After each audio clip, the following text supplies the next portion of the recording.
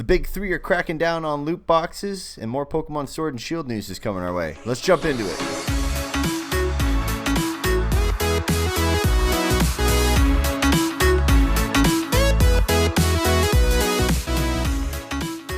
What is up, guys? Welcome to Diggity Podcast, a video game podcast. Episode number 94. I'm Jeff James. As always, with me, the incredible, unobtainable ruler of Waikiki.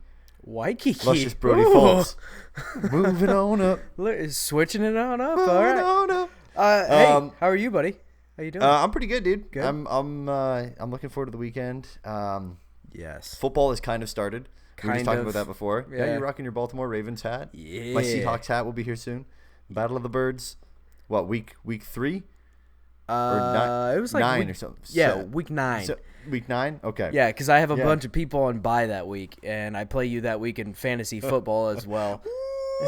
It's or maybe it was going down. Maybe it was week 7 that the Seahawks and Ravens played, but we play each other in fantasy football on week 9. Maybe that's what it was. I can't remember.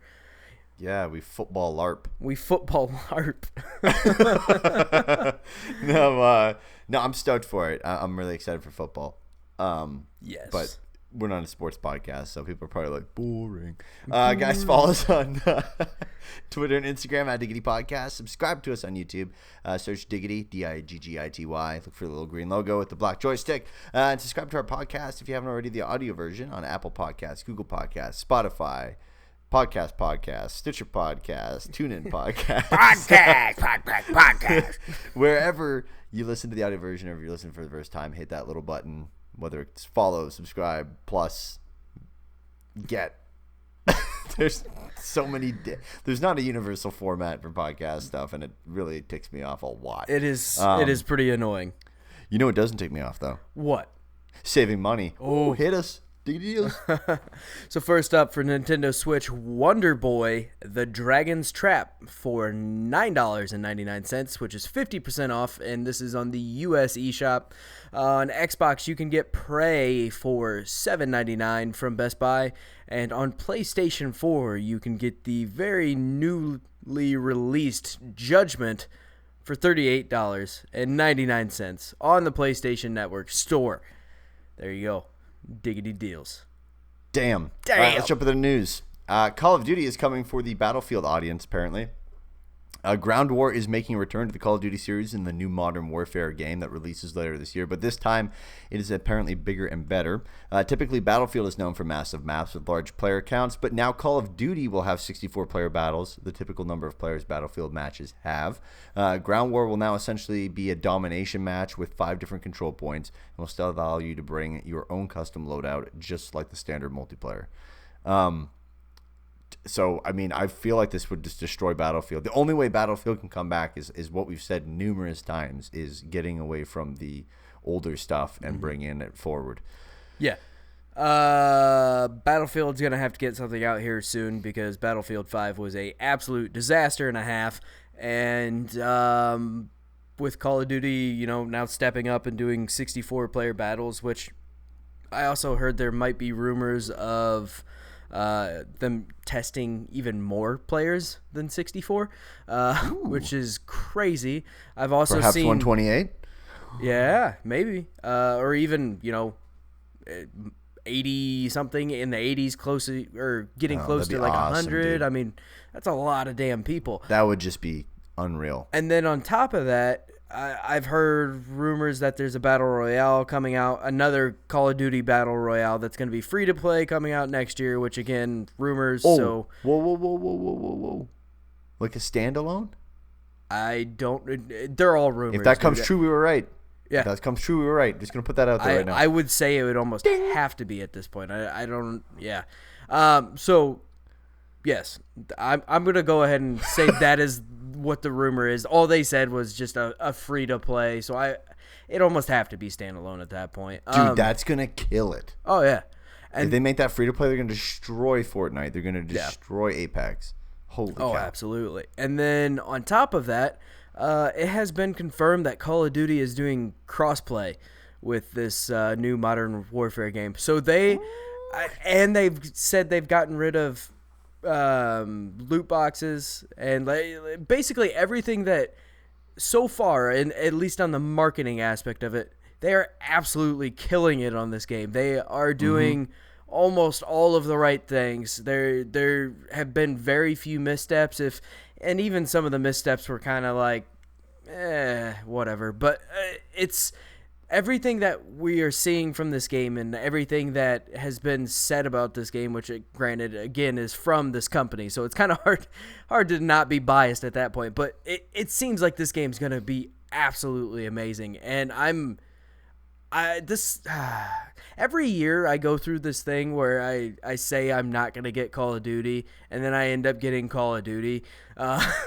But this year, ever since this game has kind of been shown off, and the more and more I hear about it, I'm not even really having that. It's more like I'm excited for this game to come out. I'm excited for a good arena shooter, or even, with the ground war. Now you're talking about jumping back up to 64 players, and after being disappointed by Battlefield, I have a lot of room for a good 64 player battle.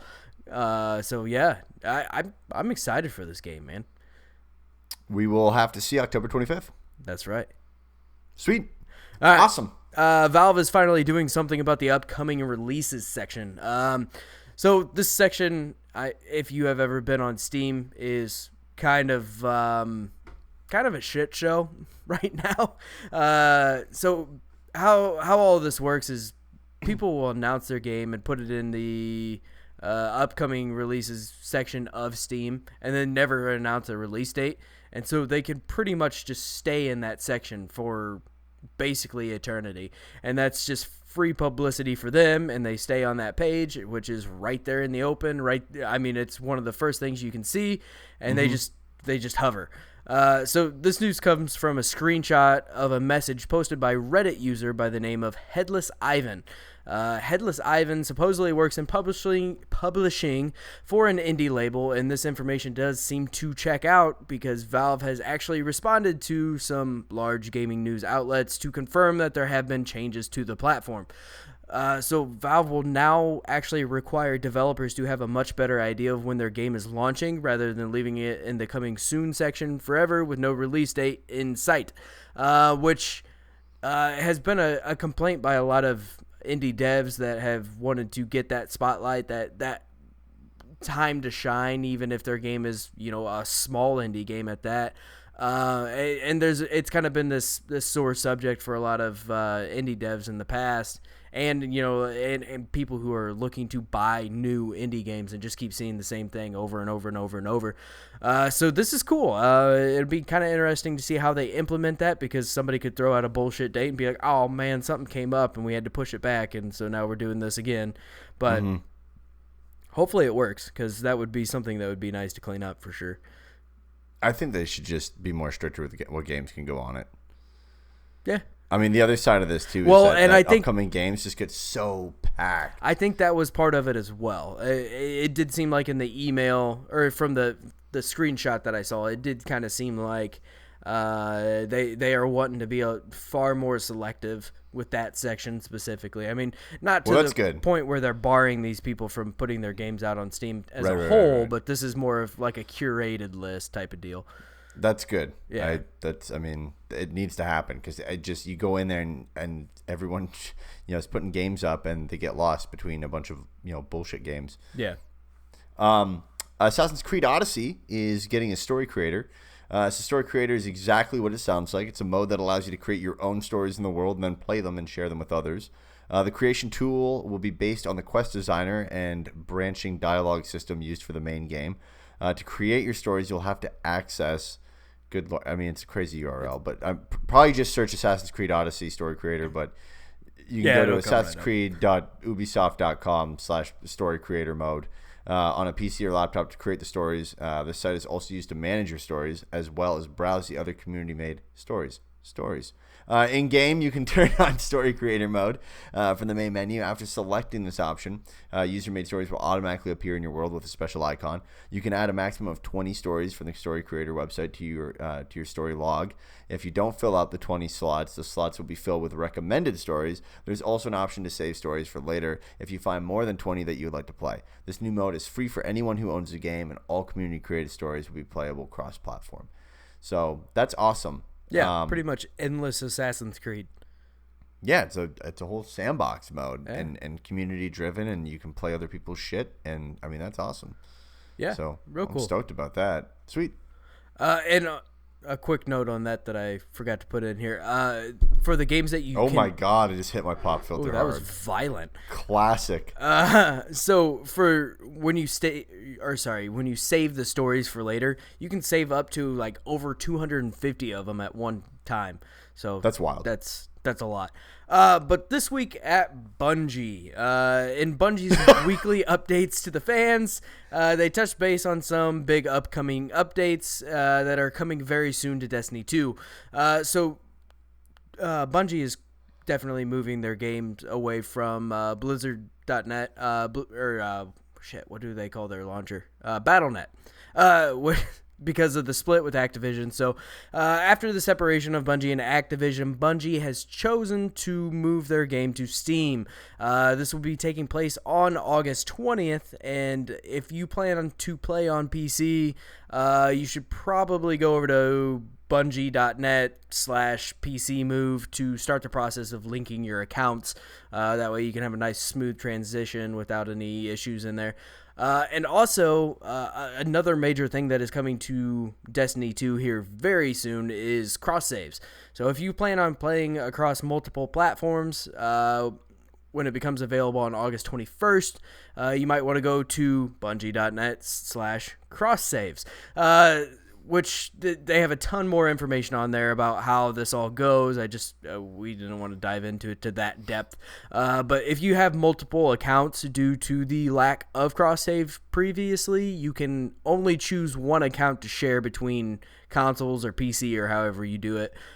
So basically you got to either make a main or just keep them separate. But this is cool, man. I am super excited for Destiny to do this free-to-play thing and bring some life back to it. I know you hate the game unreasonably, but that's fine. I don't hate it. I can see it in your eyes. I can see the hate. I just don't care that much. I mean, I don't hate it. Yeah. I think it was a good game when we played it. It's whatever. Yeah. I think this will give it a good bump, though. Other news, the big three are cracking down on loot boxes. So Nintendo, Sony, and Microsoft are all working policies that require games to disclose the odds of each rarity for items. These policies would apply only to new games and updates that add the loot box mechanic after the rules are set in place. That said, we are doing more, said Michael Wernick, Wernick? I'm going to say Wernick. The Entertainment Software Association's Chief Counsel of Tech Policy. He continued, I'm pleased to announce this morning that Microsoft, Nintendo, and Sony have indicated to ESA a commitment to new platform policies with respect to the use of paid loot boxes in games that are developed for their platform. Specifically, this would apply to new games and game updates that add loot box features, and it would require the disclosure of the relative rarity or probabilities of obtaining randomized virtual items in games that are available on their platforms. As well, many of the leading video game publishers of the Entertainment Software Association have decided that they are going to implement a similar approach at the publisher level to provide consumers this information and give them enhanced information to make purchase decisions.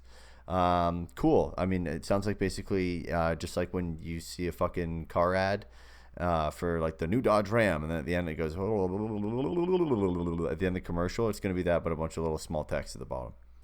Pretty much. Of the any games that do it currently, that's exactly how they do it. Yeah, or in the terms and agreements. Right. On page 4,000 of 6,000.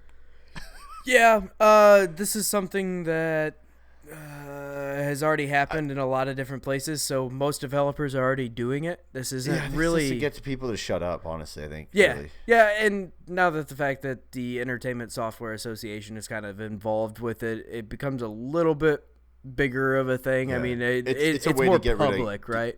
Yeah, it's a way to skip having the government step in, because that would suck. Right. At this point, there have been a few countries that have had their country or their government get involved, and it never really seems to be a great thing to have by any means. And I feel like at this point in time, having our government get involved in video games is, as we very vividly discussed last week, the government goes. 2 days ago. Yeah, brother. 2 days ago. Sorry, our last episode is what I meant to say. But we clearly don't see any place for politicians or our government in our video games. So just go ahead and stay out of that. Someone actually posted something on Twitter where it was like some politician had some idea to have the government actually run our internet. Oh, Jesus. Like our services. And some guy responded back. He's like, why does that scare me more than like... No kidding. The government running anything else. Well, I mean, internet's down. Yeah, look at North Korea, though. I mean, could you imagine a propagandas. DMV? Could you imagine a DMV for the internet? Because that's what you get. My internet's down. Can you please submit a ticket and have a seat? No, the best part is when you wait forever and they're like, "Did you grab a ticket?" Oh, fuck. No, you hit it over there in the corner behind the people taking their fucking driving tests. You hit it in the corner behind the Andrew Luck cutout. Yeah. I couldn't see shit. I had no clue. I guess I'll get a ticket and wait until the end of the line again.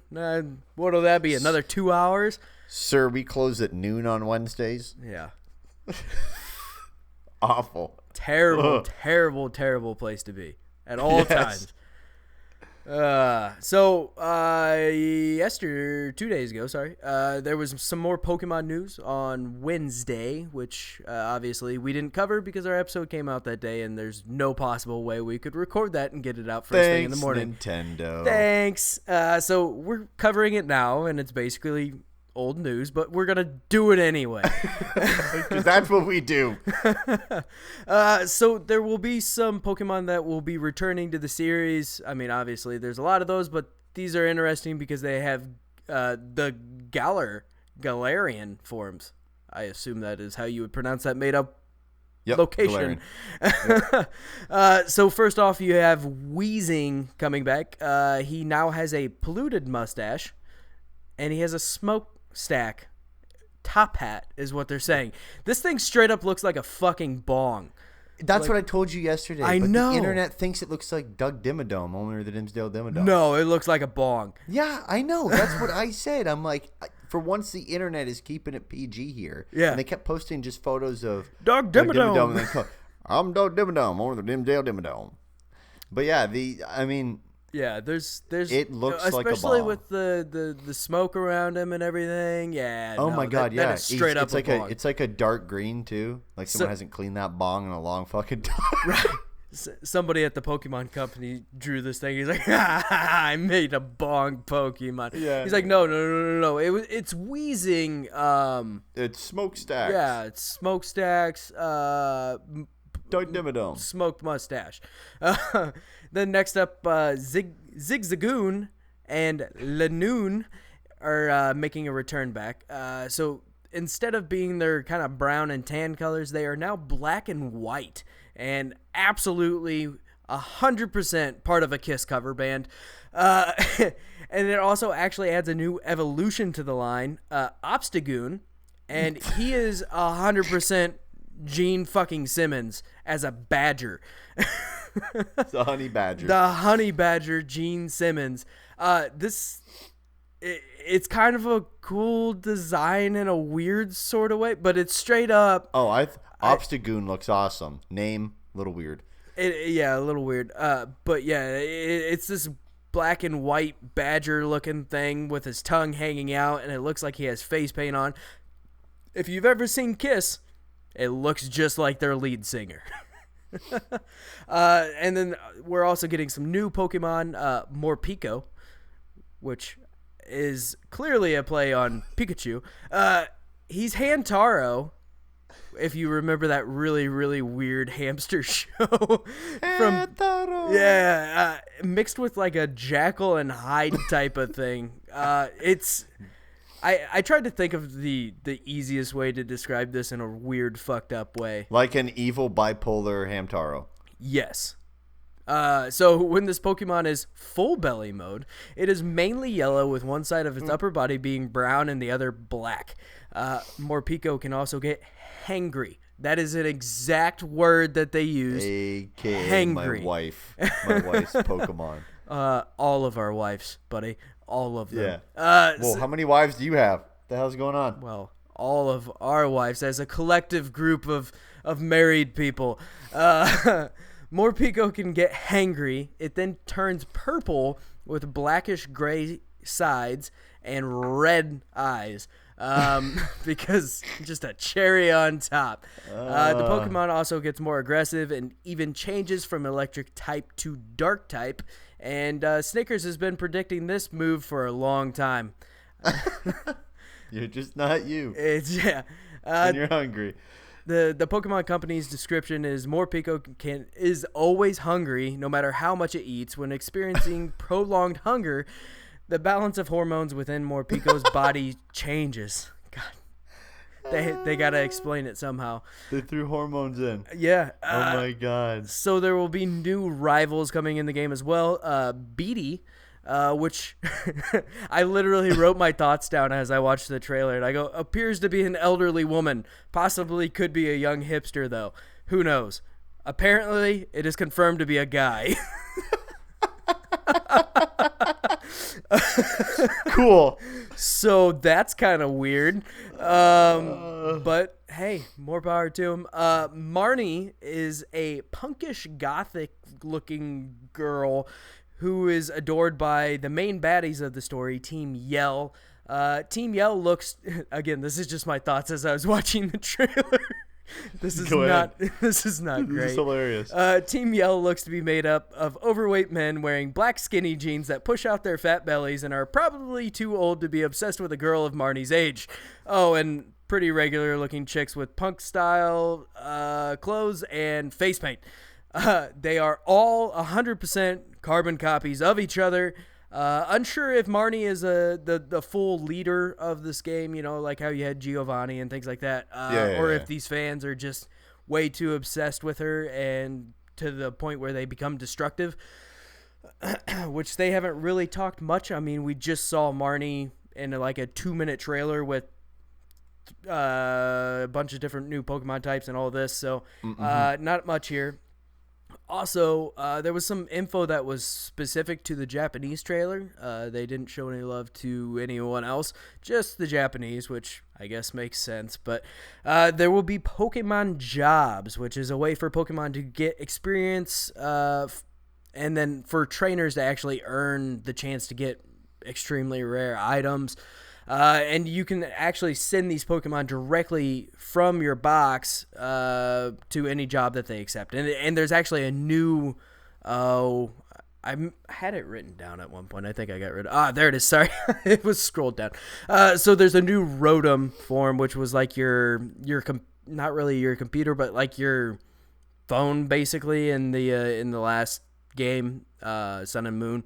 And Rotomi is now the new form of him, and he is in every Pokemon Center around the Galar region and replaces the PCs that have been used in the past game to store items. And we got past PCs now. Yeah, now we're on to a full-on Pokemon that runs a database. Yeah, it's incredible. It's incredible. Pokemon. Yeah. Crazy. So... You good? I mean... You good? Did you... I'm going to get it still, but I feel like I could have had these changes, like, over the course of maybe, like, 2 or 3 games. Yeah. It's just, there's a lot of change here. There's a lot of weird stuff. And I'm not really There's not that much change, Yell. Though, man. I don't know. This Team Yell looks like... really dumb. I'm gonna say it. It looks dumb. It looks like a bunch of people going to basically Juggalo Fest. Going to see Insane Clown Posse. Wearing those black pants with the red straps on them. Yeah. They look like either that or like a real bad, like anti-flag crowd, like a really bad one. Yeah. Not that anti-flag's terrible. No, it's just. I mean, they're dressed up. People all dress the same at an anti-flag concert. The dudes all had mohawks. The chicks all had like one style of hair. And the fact that those are all carbon copied, I know I shouldn't expect more from the Pokemon Company at this point, but I kind of do. I would like to see something. Well, because it's going to Switch. Yeah, I know. It's not on a 3DS. It's going to something more powerful. Crazy. They're really, really pushing for this music theme of this game, which I find interesting. Well, the next one's probably going to be like harp and something like that. Right. Well, and the last one was harp and recorder. all island themed, and then next up we're going to get a saxophone Pokemon and like a tuba Pokemon. Recorder. And just straight up recorder, and all it does is play Mary Had a Little Lamb. Spoons. Speaking of which, have you seen Spoon Lady on YouTube? No. Look it up. Spoon Lady? Just look up Spoon Lady. I'm not going to tell you anything more than that. Just look it up. It's fucking incredible. And all right, you keep doing your thing. Oh, you're going to look it up now? Yeah. You need sound. I can hear it through my headset. Come on now. You could just look it up here in a few minutes. It's all right. But I could do it live. Yeah, great. Like the cool kids do. Fantastic. To get my reaction. Angels in Heaven? I don't care. Just pick a song. Oh, they're good. I thought she would be bad. No, like she's impressive.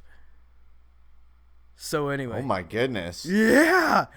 I wish I could crazy. do this because then eat my Fruit Loops in the morning and do that. So for those of you that are obviously just listening to this and have never seen Spoon Lady, or what is it? Is it Spoon Lady?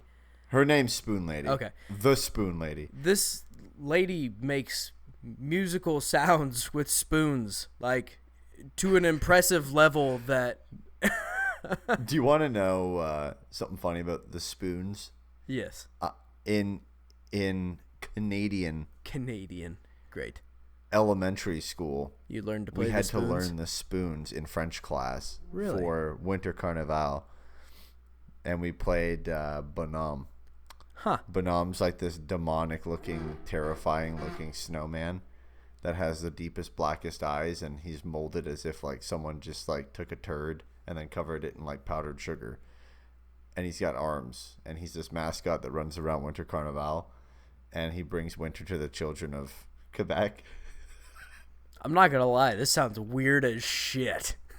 So the song's like Bonhomme c'est toujours, Bonhomme c'est toujours, and then you just go and then you'd say in French the next fucking stupid instrument that Bonhomme would be playing, be like Bonhomme, and it's like zing zing zing zing phone. Oh, I remember that Pokemon. And then Bonhomme. At the very end. It was awesome. But yeah, we played wooden spoons. It was terrible. I mean, could you think recorders are terrible enough? We had to do that too. Okay, that's internationally. That's horrible. But now take 30 children with wooden spoons. Oh, God. Dude, I don't know. Recorders might be worse. Tempo. So bad. I don't know. I mean, I've never heard 30 children try to play spoons, but at the same time, recorders, people who are good with recorders still sound awful. So people who are bad with recorders, it's an abomination. I don't know of an why it is ever something that was taught to people. I don't even think they teach it to people anymore. I don't know, but that is a terrible instrument. Fuck that instrument. It was probably supposed to be like some like mating whistle for like a fucking turkey or something.